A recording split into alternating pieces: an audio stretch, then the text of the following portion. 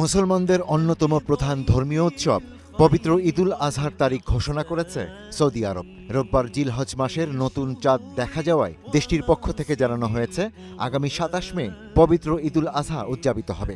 এছাড়া ২৬ মে পালিত হবে পবিত্র আরাফাত দিবস, যা হজের অন্যতম গুরুত্বপূর্ণ দিন।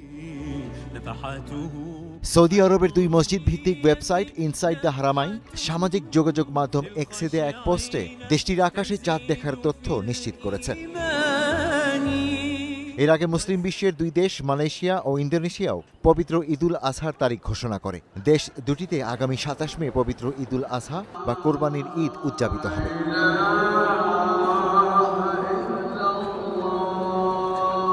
এদিকে ব্রুনাইয়ে রোববার পবিত্র জিলহজ মাসের চাঁদ দেখা যায়নি, ফলে দেশটিতে সোমবার ১৮ মে জিলকদ মাসের শেষ দিন হিসেবে পালিত হবে।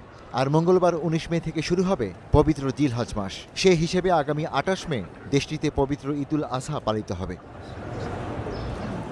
এছাড়া পবিত্র ঈদুল আজহার তারিখ ঘোষণা করে আফ্রিকার দেশ টিউনিসিয়া ও ইউরেশীয় দেশ তুরস্ক। আগামী ২৭ মে দেশ দুটিতে ঈদুল আজহা উদযাপিত হবে বলে জানানো হয়। সাধারণ নিয়ম ও ভৌগোলিক অবস্থান অনুযায়ী সৌদি আরব সহ মধ্যপ্রাচ্যের দেশগুলোতে ঈদ উদযাপনের ঠিক পরদিন বাংলাদেশে ঈদ উদযাপিত হয়। জিলহজ মাসের ১০ তারিখে পবিত্র ঈদুল আজহা বা কোরবানির ঈদ উদযাপন হয়। এই ঈদে আল্লাহর সন্তুষ্টির জন্য পশু কোরবানি করেন সমর্থবান মুসলমানরা।